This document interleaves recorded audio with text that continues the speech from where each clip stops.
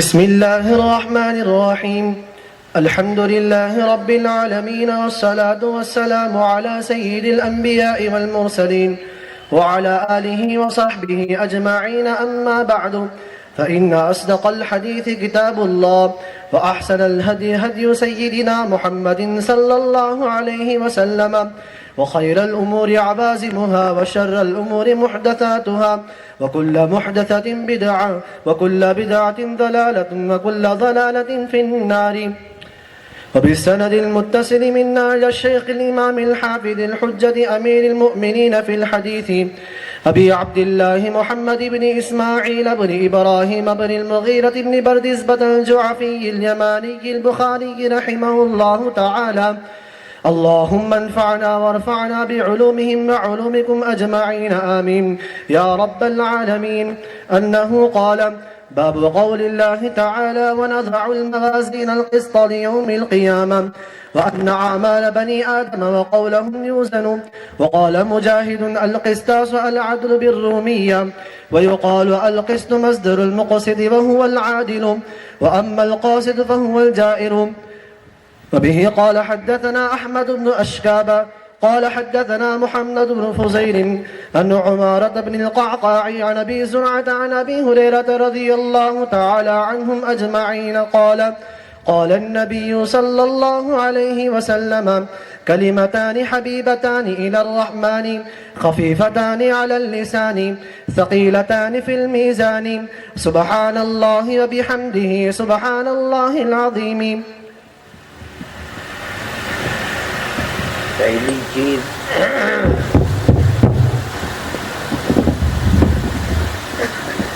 عن ابی ہریرہ رضی اللہ تعالی عنہ، آپ نے عنہم پڑھا ہے، حالانکہ سب صحابہ نہیں ہیں، صحابہ تک جو سند ہے وہ غیر صحابہ کی ہے، ترضیہ صحابہ کے لیے ہے، اس لیے ان کو ترضیے میں شریک کرنا چاہیے، لیکن بالتبع، اصالتاً نہیں. پڑھا جائے گا رضی اللہ تعالی عنہ وعنہم. رضی اللہ تعالی عنہ یہ صحابی کے لیے ہے، وعنہم سند کے اندر صحابہ سے پیچھے جو لوگ ہیں ان کو بالتبع شریک کر کے رضی اللہ تعالی عنہ وعنہم پڑھا جائے گا. اس کا خیال رکھیں. یہ باب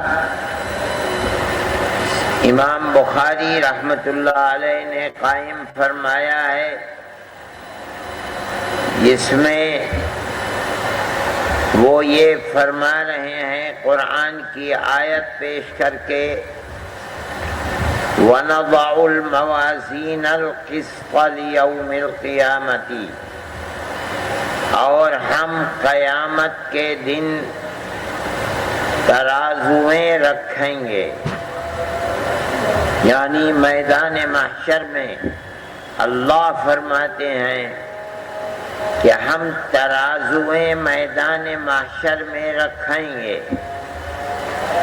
کیوں رکھیں گے؟ قسط کے لیے، عدل و انصاف کے لیے. اس کا مطلب یہ ہے کہ ہر آدمی جو قیامت کے دن میدان محشر میں پہنچے گا،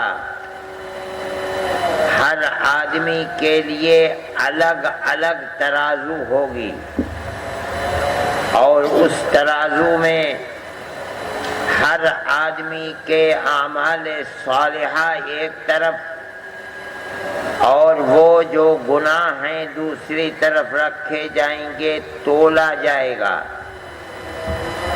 جس کا وزن بڑھ جائے گا ویسا ہی اس کے ساتھ معاملہ کیا جائے گا. یہیں سے دو طبقے پیدا ہوں گے، جن کے اچھے عمل کا وزن بڑھ جائے گا، ان کا نامہ اعمال ان کے داہنے ہاتھ میں ہوگا، اور جن کا گناہ کا وزن بڑھ جائے گا ان کا نامہ اعمال العیاذ باللہ ان کے بائیں ہاتھ میں ہوگا۔ یہاں سے یہ لوگ چلیں گے تو پل صراط کے اوپر سے، جس کو صراط کہا جاتا ہے، جہنم کے اوپر پل ہے، اس پر سے گزریں گے۔ جن کا نامہ اعمال داہنے ہاتھ میں ہوگا وہ گزر کر پار چلے جائیں گے، جن کا نامہ اعمال بائیں ہاتھ میں ہوگا وہ جہنم کے اندر گر جائیں گے۔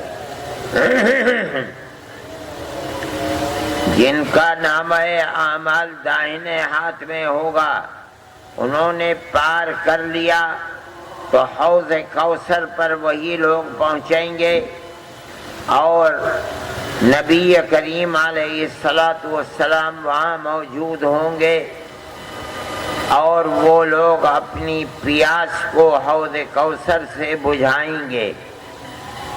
پھر آگے بڑھیں گے تو نبی کریم علیہ السلام سب سے پہلے جنت کے دروازے کو کھٹکھٹائیں گے۔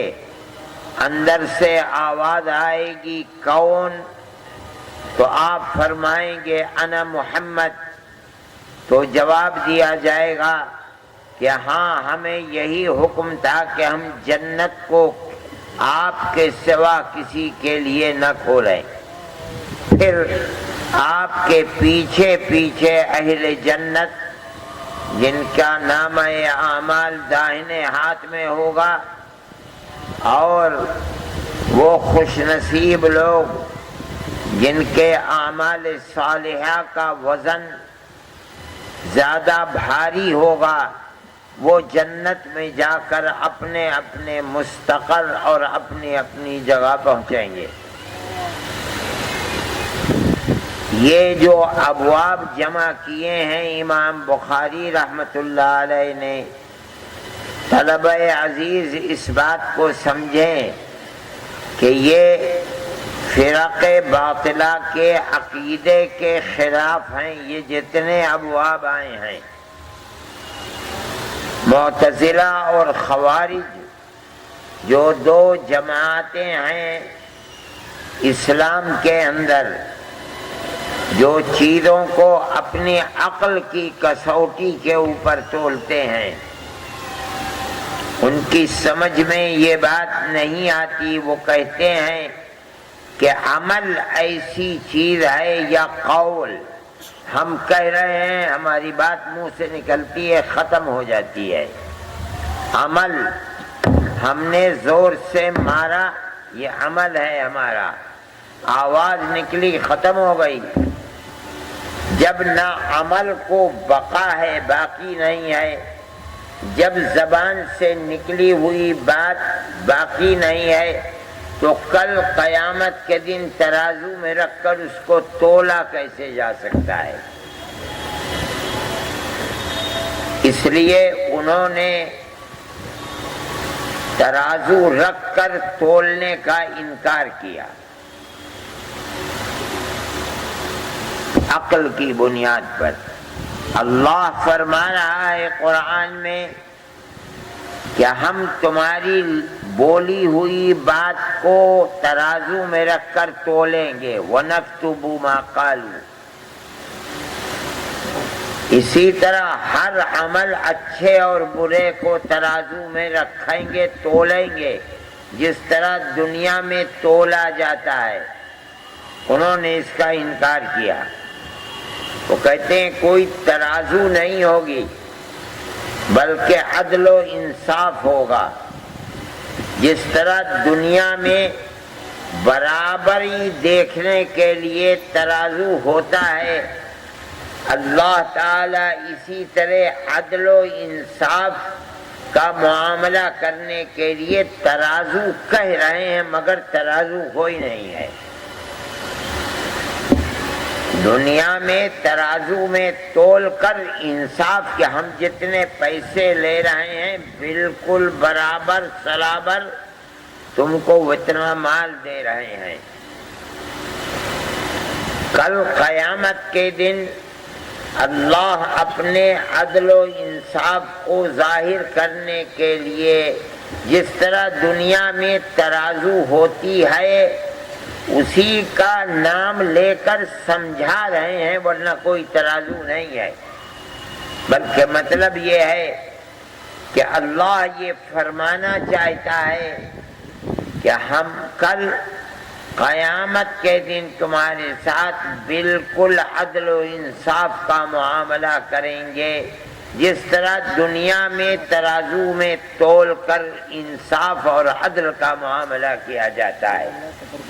جتنے پیسے لیتے ہیں نہ اس سے کم دیتے ہیں نہ اس سے زیادہ دیتے ہیں۔ دنیا میں بعد میں بھی ایسے لوگ پیدا ہوتے رہے ہیں کہ وہ ہر چیز کو اپنی عقل کی کسوٹی سے پر تولنا چاہتے ہیں۔ ہمارے بزرگوں کے زمانے میں مسلم یونیورسٹی علی گڑھ کے بنانے والے سر سید احمد خان مرحوم، سب نے نام سنا ہوگا آپ لوگوں نے، ان کی سمجھ میں بھی جنت اور جہنم نہیں آتی تھی۔ انہوں نے اپنی کتابوں میں اس کا انکار کیا ہے۔ وہ یہ فرماتے ہیں کہ یہ سب اللہ نے ڈرانے کے لیے اپنے بندوں کے لیے کہا ہے، ورنہ اصل جنت اور جہنم نہیں ہے۔ یہ ان کی بات تھی، اپنی عقل کی کسوٹی کے اوپر تولنا چاہتے ہیں، لیکن حقیقت یہ نہیں ہے۔ اللہ اور اس کے نبی نے جو کچھ ارشاد فرمایا ہے،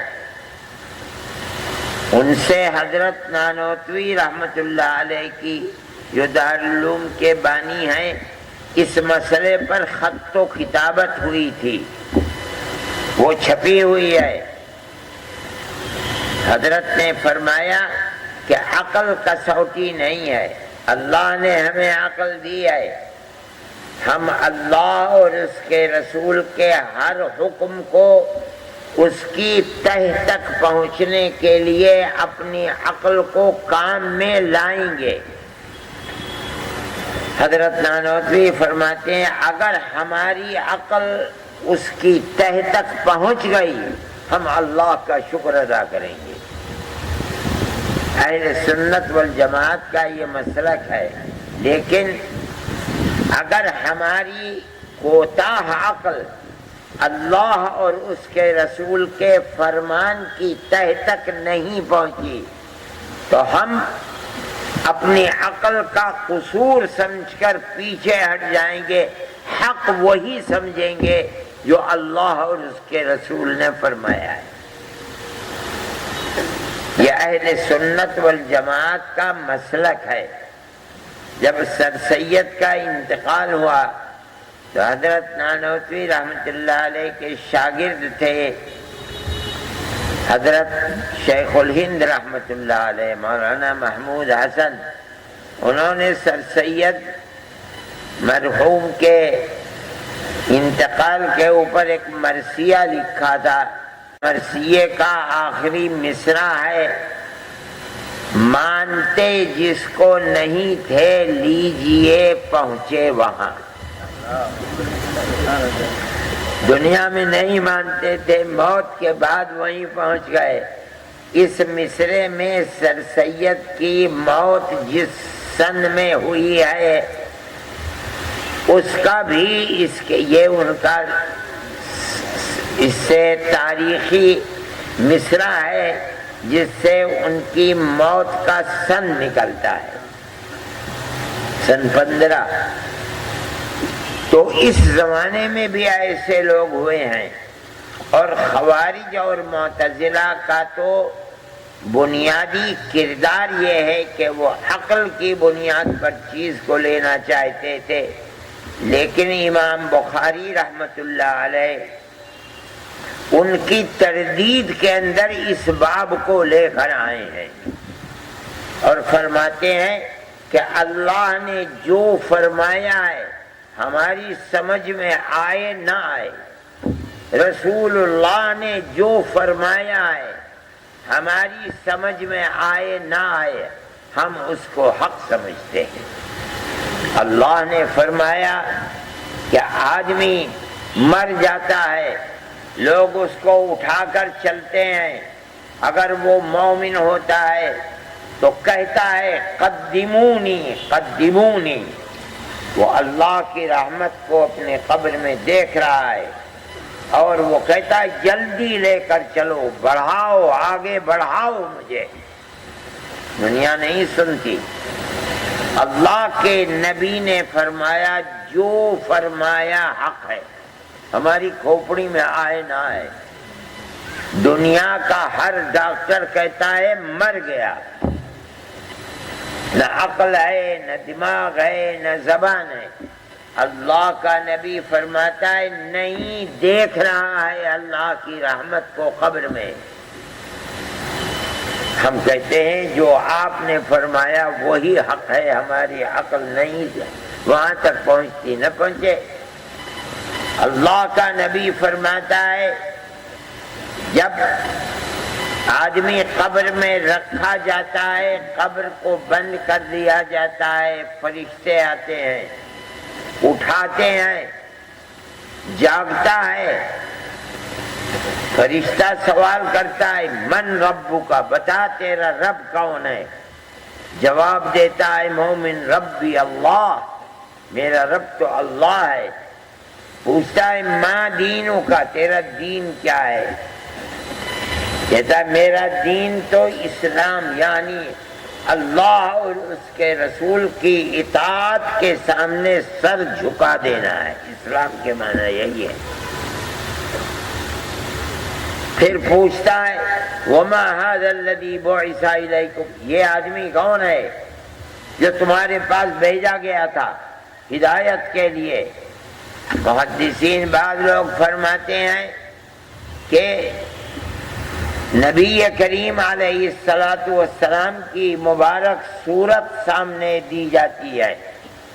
بعض لوگ کہتے ہیں کہ مرنے والے کی قبر سے لے کر نبی کریم علیہ السلام کی مبارک قبر تک جو پردہ ہے ہٹا دیا جاتا ہے، دیکھتا ہے یہ آدمی کون لیٹا ہوا ہے، تو کہتا ہے ھذا محمد رسول اللہ، یہی تو اللہ کے نبی رسول محمد ہیں۔ تو حدیث میں آپ فرماتے ہیں ایک چوتھا سوال کا فرشتہ پوچھتا ہے وما ادراک، تجھے کس نے بتایا کہ یہ محمد ہیں؟ یہ تو مکے میں پیدا ہوئے تھے، مدینہ منورہ میں انتقال کر گئے، تو 1400 سال کے بعد ہندوستان میں پیدا ہوا، وانمباڑی میں مثال کے طریقے پر مر گیا، تو نے تو کبھی دیکھا بھی نہیں تھا ان کو، ہو سکتا ہے کبھی حج میں گیا بھی نہیں اور موت آ گئی، تو نے کیسے پہچانا ان کو؟ تو اب وہ جواب دیتا ہے، وہ جواب دے گا قرأت کتاب اللہ وصدقت بہ۔ ایسا مجھ سے سوال کرتے ہو؟ میں تو دنیا میں اللہ کی کتاب قرآن پڑھا کرتا تھا جس کو یہ لے کر آئے تھے، میرا تو اس کتاب پر بھی ایمان ہے اور ان رسول اللہ پر بھی ایمان ہے، مجھ سے ایسی بات پوچھتے ہو؟ تو ایک آواز آئے گی، یہ سب اللہ کا نبی حدیث میں بتا رہا ہے، آواز آئے گی، یہ پتہ نہیں یہ آواز کس کی ہے، جس آواز سے پتہ چلے گا کہ کون بول رہا ہے، فرمایا اس آواز میں ہوگا صدق عبدی۔ اب پتہ چلا کہ یہ اللہ کی آواز، میرے بندے نے بالکل سچے جواب دیے ہیں۔ فَأَفْرِشُوا لَهُ مِنَ الْجَنَّةِ وَأَلْبِسُوهُ مِنَ الْجَنَّةِ وَافْتَحُوا لَهُ بَابًا مِنَ الْجَنَّةِ۔ اس کو جنت کا بچھونا بچھا دو قبر میں، اس کو جنت کا لباس پہنا دو قبر میں، اور اس کے قبر میں جنت کی کھڑکی کھول دو۔ عقل میں نہیں آتی یہ سب بات۔ مرنے والا مر گیا، کسی آدمی سے کہو کہ اس کا دماغ خراب ہے، یہ کہتا ہے کہ ایسا ہوگا ایسا ہوگا، لیکن ہم کہتے ہیں، ہمارا ایمان ہے کہ یہ بات محمد رسول اللہ نے فرمائی ہے۔ رسول اللہ ہونے کا مطلب یہ ہے انہوں نے جو فرمایا وہ حق ہے، جو کیا وہ حق ہے۔ جب ہم ان کو رسول اللہ مانتے ہیں، ہماری کھوپڑی میں آئے نہ آئے، ان کا فرمایا ہوا ہر کلام حق ہے۔ اہل سنت والجماعت کا یہی یہاں عقیدہ ہے کہ فیصلہ قیامت میں عمل اعمال کو گن کر نہیں ہوگا کہ گنو اس کے نمازیں کتنی ہیں، روزے کتنے ہیں اور گناہ کتنے، نہیں، تول کر ہوگا فیصلہ۔ اب اہل سنت معتزلہ کا جواب دیتے ہیں، بعض حضرات فرماتے ہیں کہ فیصلہ قیامت میں ہوگا، تم کہتے ہو یہ عمل باقی نہیں رہتا، قول باقی نہیں رہتا۔ ہو سکتا ہے کہ آج تم دیکھتے ہو کہ کوئی چیز باقی نہیں، مگر اللہ نے اس کو صورت ایک عطا فرمائی ہے، جس طرح وہ پانی کے ایک قطرے کو صورت بنا کر جسم دے دیتا ہے، وہ قادر مطلق ہے ہمارے عمل کو جسم دے دے، ہماری زبان سے نکلی بات کو جسم بنا دے، اور اسی جسم کو ترازو میں رکھ کر تول دیا جائے۔ حدیث میں آتا ہے، آپ حضرات نے پڑھا ہوگا ابواب قبر کے اندر کہ آدمی جب قبر میں جاتا ہے مرنے کے بعد، اس کے پاس اگر وہ مومن ہے تو انتہائی خوبصورت ایک تصویر آتی ہے، یہ اس کو دیکھ کر خوش ہوتا ہے، کہتا ہے تو اتنی حسین و جمیل، میں نے تو دنیا میں ایسے حسن و جمیل کو، ایسے حسین و جمیل کو دیکھا ہی نہیں تھا، تو کون ہے؟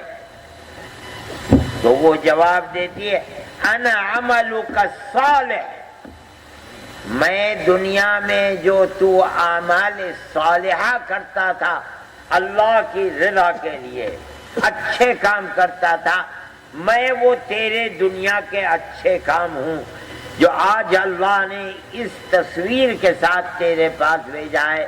قبر میں تیرا کوئی مونس و غمخوار نہیں ہے، میں تیرے ساتھ ہوں۔ اور اگر وہ بدکار و بد کردار تھا، ایمان دل میں نہیں تھا، تو اللہ کے نبی حضرت محمد صلی اللہ علیہ وسلم فرماتے ہیں انتہائی بری صورت اس کے سامنے آئے گی، ڈرے گا، گھبرائے گا، پوچھے گا تو کون ہے؟ تو وہ جواب دے گی انا عملک السیئ، میں تیرے وہ برے کام ہوں جو تو دنیا میں کیا کرتا تھا۔ عذاب خداوندی میں یہ بھی ایک عذاب ہوگا کہ میں اتنی خراب تصویر تیرے ساتھ ہوں۔ تو جب حدیث میں یہ موجود ہے تو ہو سکتا ہے کہ کل قیامت کے دن جس کا یہ انکار کر رہے ہیں کہ عمل باقی نہیں رہتا، ہو سکتا ہے کہ اللہ تعالی اس تصویر کو ترازو کے اندر رکھ دے اور اسی کے اندر وزن کو پیدا فرما دے۔ اگر اعمال صالحہ اس کے بھاری ہیں تو اس کا نام ہے اعمال دائنے ہاتھ میں ہوگا اور راستہ یہیں سے جنت کا مل جائے گا۔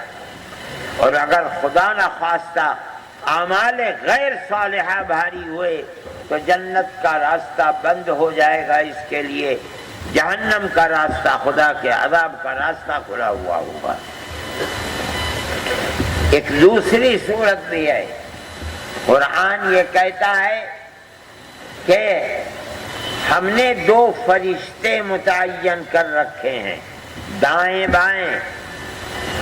یہ فرشتے، دایاں فرشتہ عمل صالح کو لکھتا ہے، بایاں فرشتہ جو گناہ ہم کرتے ہیں ان کو لکھتا ہے۔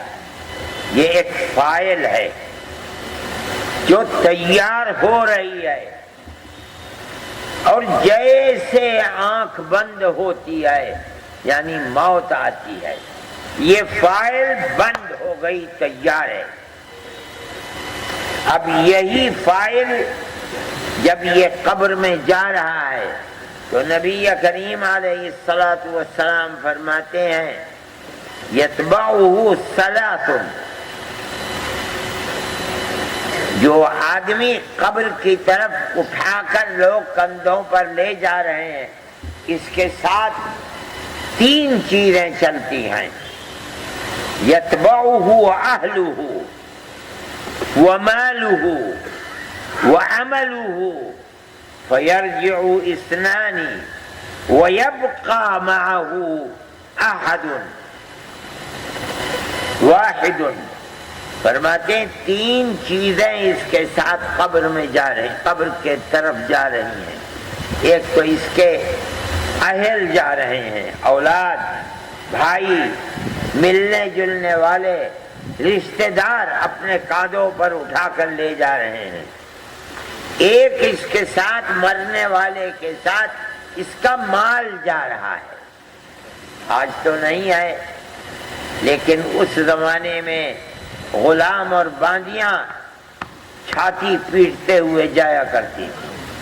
فرماتے ہیں 3 چیز اس کا عمل جا رہا ہے، 2 چیزیں لوٹ آئیں گی قبر کر کے، یرجع اہلہ ومالہ، وہ جو اہل ہیں اس کے خاندانی لوگ سب گھر چلے آئیں گے، اس کا مال جو ہے باندھی اور غلام سب گھر چلے جائیں، لیکن عمل اس کے ساتھ رہ جائے گا۔ وہ فائل تیار کی ہے، وَإِنَّ عَلَيْكُمْ لَحَافِظِينَ كِرَامًا كَاتِبِينَ يَعْلَمُونَ مَا تَفْعَلُونَ، ان دونوں فرشتوں نے جو تیار کی ہے فائل، وہ اس کے ساتھ قبر کے اندر ہے۔ اب جب قیامت کے دن اٹھے گا تو وہ فائل اس کے گلے میں پڑی ہوئی ہوگی۔ وَكُلَّ إِنسَانٍ أَلْزَمْنَاهُ طَائِرَهُ فِي عُنُقِهِ وَنُخْرِجُ لَهُ يَوْمَ الْقِيَامَةِ كِتَابًا يَلْقَاهُ مَنْشُورًا اقرأ كِتَابَكَ كَفَى بِنَفْسِكَ الْيَوْمَ عَلَيْكَ حَسِيبًا۔ وہ جو طائر ہے نامہ اعمال، ہر آدمی جب قیامت کے دن اپنی قبر سے اٹھے گا اس کا نامہ اعمال اس کے گلے میں کتاب کی شکل میں لٹکا ہوا ہوگا۔ اللہ فرمائیں گے لے میدان محشر کی طرف چلتا رہو اور اس کتاب کو پڑھتا رہو۔ اقرأ کتابک کفی بنفسک اليوم علیک، آج کتاب کو پڑھے گا ساری زندگی تیرے سامنے ہوگی، جو پڑھے گا سب یاد آئے۔ حدیث کا خاص فائدہ ہے، آپ نے اتنے دن پڑھا، روز سبق پڑھتے تھے، آپ کا رشتہ اللہ کے نبی سے قائم ہو گیا۔ اگر اب آپ چھوڑ دیں گے پڑھنا اس کا تو وہ جو رشتہ قائم ہوا تھا وہ بھی کٹ جائے گا۔ لیکن اگر آپ روزانہ جتنا بھی ہو سکتا ہے اس کو پڑھیے، مطالعہ کیجیے، لکھیے، حدیث کی تشریح کیجیے، پڑھانے کا موقع مل جائے پڑھائیے، تو آپ کا رشتہ موت کے وقت تک جڑا رہے گا۔ یہ بہت بڑی سعادت ہے۔ حضرت شاہ ولی اللہ صاحب محدث دہلوی کی ایک کتاب ہے فیوض الحرمین، جو ان کو فیوض اور برکات، جب وہ تشریف لے گئے مکہ معظمہ اور مدینہ منورہ تو انہوں نے ان فیوض و برکات کو اس کتاب میں لکھا ہے، مشہور کتاب ہے، ملتی ہے۔ اس میں وہ لکھتے ہیں کہ جب میں مدینہ منورہ گیا تو میں روضہ اطہر کے قریب مراقب ہوا تو مجھے کشف ہوا، محسوس ہوا کہ جناب رسول اللہ صلی اللہ علیہ وسلم کی مبارک قبر سے نور کی شعاعیں نکل رہی ہیں، اور ساری دنیا میں جہاں کوئی آپ کا امتی علم حدیث سے شغف رکھتا ہے، پڑھتا ہے یا پڑھاتا ہے یا لکھتا ہے یا مطالعہ رکھتا ہے، حدیث سے جڑا ہوا ہے، وہ نور جو آپ کی مبارک قبر سے نکل رہا ہے اس انسان کے سینے میں جا کر پیوست ہو رہا ہے۔ یہ علم حدیث سے شغف رکھنے والے کے لیے بہت بڑی سعادت کی بات ہے۔ اس لیے آپ اس علم سے شغف رکھیے۔ کیا مطلب ہے؟ روز آنا، آپ آدھ گھنٹہ 15 منٹ 25 منٹ نکالیے اور پڑھیے۔ اور میں آپ سے کہتا ہوں اس فائدے کو حاصل کرنے کے لیے، اپنے علم کو بڑھانے کے لیے سب سے بہترین حدیث کی کتاب مشکات المصابیح ہے، جو آپ کو روایات 10 کتابوں میں تلاش کر کے ملتی، وہ ایک کتاب میں مشکات کی 3 فصلوں کے اندر مل جائیں گی۔ سند اس میں نہیں ہے، یہ لکھ دیا کہ کس کتاب میں ہے، آپ کو سند دیکھنی ہے، اس کتاب کو کھول کر کے اس میں سند دیکھ لیجیے۔ نفس حدیث پڑھنے کے لیے، فائدہ حاصل کرنے کے لیے، اس نسبت کو زندہ رکھنے کے لیے سب سے بہترین کتاب ہے۔ اس کو اپنے مطالعے میں رکھیے تو انشاءاللہ جو نسبت آپ نے پڑھ کر جناب رسول اللہ صلی اللہ علیہ وسلم کی ذات والا صفات سے روحانی نسبت، علمی نسبت جو قائم کی ہے، یہ نسبت موت تک قائم رہے گی۔ اس کی یہ صورت ہے۔ اللہ آپ کے علم میں برکت عطا فرمائے، اور جس استاد سے آپ نے پڑھا ہے اس کی خدمت کو قبول فرمائے، اور ہم سب حاضرین کو، ہماری دنیا کو بھی آباد فرمائے، ہماری آخرت کو بھی آباد فرمائے۔ وصلی اللہ تعالی علی خیر خلقہ سیدنا محمد وعلی آلہ واصحابہ اجمعین۔